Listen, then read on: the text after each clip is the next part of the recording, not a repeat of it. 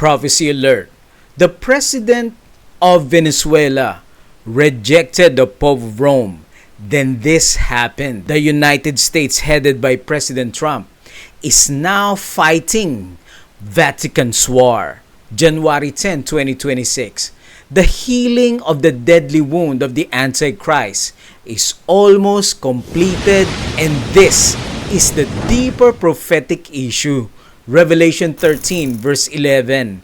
And I beheld another beast coming up out of the earth, and he had two horns like a lamb, and he spake as a dragon, and he exercised all the power of the first beast before him, and caused the earth and them which dwell therein to worship the first beast, whose deadly wound was healed. United States is now fighting Vatican's war. I see a prophetic picture in the recent story of the president of Venezuela in conflict with USA and the Pope of Rome. In the early hours of January 3, 2026, United States forces carried out a large-scale military operation in Venezuela that resulted in the capture and detention of the president there, Nicolas Maduro. The operation known as Operation Absolute Resolve. So what is the connection of the Pope of Rome, the Antichrist, and the President of Venezuela? Al Papa Francisco, espero que ya esté en camino o haya llegado a Roma, al Vaticano, diciéndole que yo estoy al servicio de la causa de Cristo. Yo soy cristiano profundo de Cristo. El Papa sabe, yo soy un practicante de la fe. El Papa sabe, yo soy un practicante de la fe. El Papa sabe, yo soy un practicante de la fe.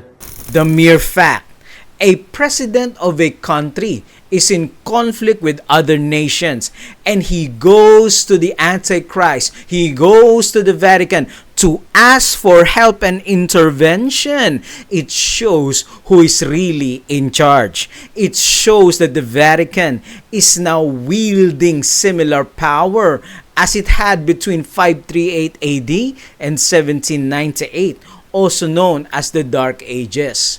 Looking back, Pope Francis the Jesuit, to help him to intervene before Pope Francis died, the president of Venezuela said, "Help me, please, I am at your service. I'm a Christian." Pope Francis, "I'm a Christian," the president says. You would think that a politician, a president, is appealing to the Pope for assistance. You would think that he would say, "Mr. Pope, I'm a good politician. I take care of my people." No. The president, the kings of the earth, just like in prophecy says, "I'm a Christian at your service." He was willing to bow to the Antichrist, showing you that this is not just a political move, a political conflict. It is a religious and spiritual conflict. Revelation 17 verse 18. And the woman whom you saw is that great city which reigns over the kings of the earth. The Pope refused to help and assist Nicolas Maduro, the president of Venezuela, because Maduro refused the Pope's terms, refused to agree with the Pope's conditions, the Pope's mandate to pledge allegiance to the Pope. Pope Francis refused to assist President Maduro for an intervention. Pope says, "No time yet for mediation in Venezuela." Pope tells Maduro past negotiation failed because deals weren't honored. In other words, the Antichrist Pope is saying, if you want my assistance, there are strings attached. You have to abide by my terms, my conditions. Dearest friends, Maduro rejected the Pope. At first, he was willing to go along with anything, but once the Pope wrote out his conditions, Maduro rejected the Pope. And look at what happened to the president. Maduro and his wife touching down on U.S. soil surrounded by federal agents.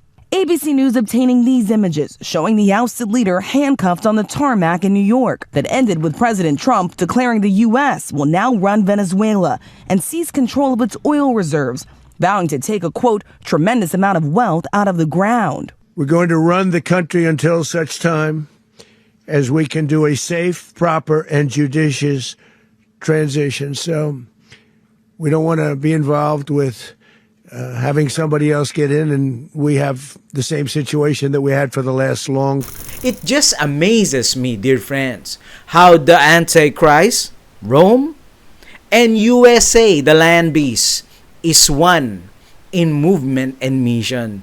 And Pope Leo will carry out Francis's agenda. Colmo di preoccupazione, seguo gli sviluppi della situazione in Venezuela.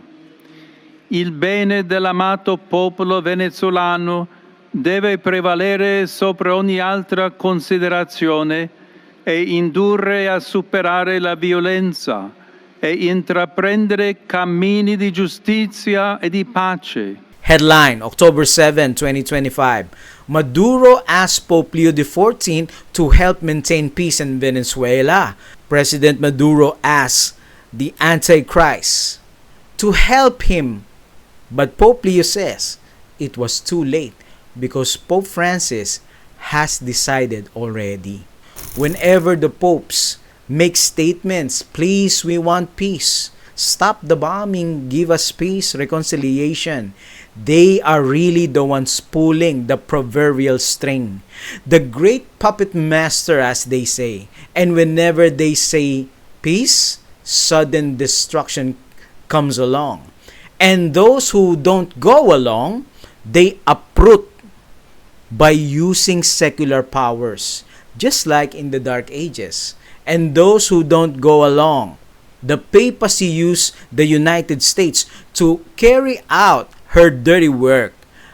Bible prophecy says the papacy used outstanding armies of nations to do her sinister job, to keep her in world domination and to overthrow civil and religious opposition.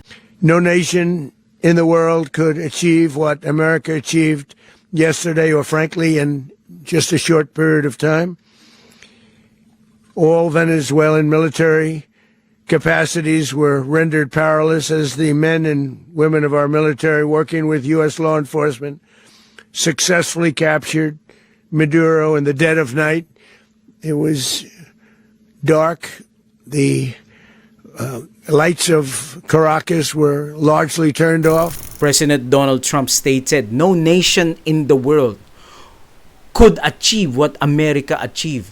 Pete Hegseth said, no other country on planet Earth, and it's not even close, can pull this kind of operation off. Speaking about President Maduro's capture, Operation Absolute Resolve is one of the indications that the United States is the world's premier and unmatched military power, because it shows a unique combination of global reach, technological superiority, intelligence interrogation and implementation, and decisive execution that no other can replicate.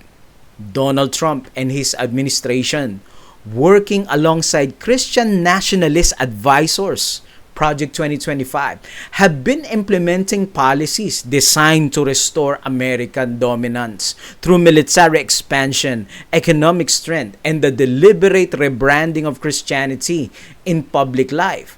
These efforts are all necessary steps to make United States strongest, wealthiest, most influential power on earth, making America Christian again, and to bring Sunday religion. This is all the reason we should proclaim the three angels' message, God's final message of love and warning, to call people out of Babylon. When the rock Jesus returns, according to the prophecy of Daniel 2, he will destroy all earthly powers and will make a kingdom that will last for eternity. We are preparing for eternity, and this year 2026 we surrender to the will of God. Is this your desire, dear friends, to trust in the Lord and to walk with Him daily. Kindly type our decision today. I choose the Lord's side. Thank you, dearest fans. Kindly like and share Truth Found in Bible Prophecy.